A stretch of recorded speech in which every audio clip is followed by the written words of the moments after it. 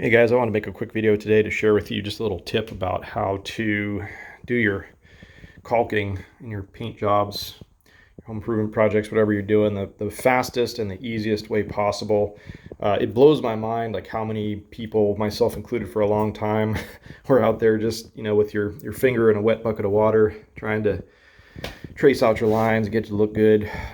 It is possible. It takes forever, makes a mess. It's really frustrating, but after you see this little tip here, you're going to see just how fast this can go in this chore that's usually one of the most hated things, at least for me and probably a lot of you guys out there too, doing your projects. It just makes this a really quick job. So anyways, the key to doing the caulking as easily as possible is actually this right here. It's a nice big sponge, and there's something else about this sponge that's important, is just to notice how small the little air holes are or whatever. So you got to have a fine sponge to do this, and I guess the size doesn't really matter, but the bigger the sponge just gives you a little bit more area to work with, and maybe makes your life a little bit easier. The other thing I want to do too is tell you just a little bit of a tip about how I cut the ends on the caulking products that I use. I mean, I used to do the whole like angle thing where I would try to be real precise and get like a 45-degree angle, like cut into the actual tip here, but this is just a straight flat cut off, so that's what I've found to work the best. I guess you can play around with that and do whatever you think works easiest for you, but having that round hole, it actually allows you to rotate the whole caulking gun, so you can kind of work at different angles, and it just makes it easy to apply the bead of caulk. So one last little tip too, you might have an issue when you depress the trigger here. A lot of times you'll be done running your bead of caulk, and you'll have a little bit of excess that wants to drip out of here because there's a little pent-up pressure.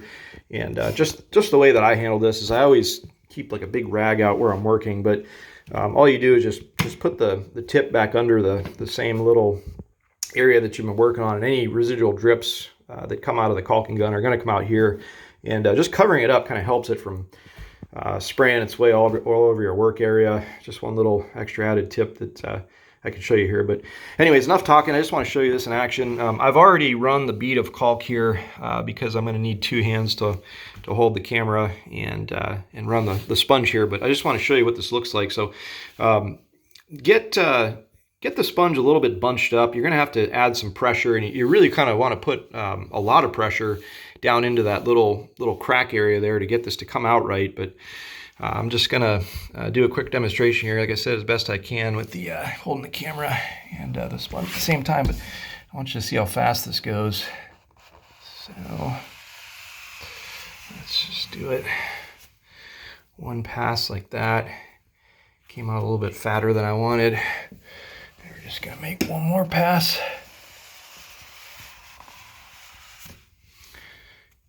And maybe one final one to smooth it out a little bit. So you really got to put some pressure down in here. I'm actually holding my finger pretty tight down on top of the sponge. I want you to see what I'm doing there. But anyways, look at that. Just in a couple passes, we get like a perfect caulk line.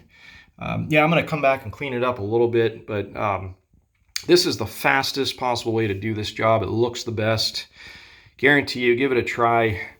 You'll be surprised, and you'll appreciate it if, like I said, you're one of those people that's come from doing the whole finger thing your whole life. One thing I can tell you too is down in these little corner areas, I will actually get in there with my finger and do just a little bit of the touch-up work, but you can make these long runs with your sponge there. And the other thing I do is I always kind of keep like a smaller rag around just to do your little touch-up areas, whatever you might need to do. So I didn't invent this. This is how the pros do it, or at least a couple of guys that I've seen doing it that get it to look real good and go fast. So anyways, I hope this helps you guys. Give it a try. Catch you next time.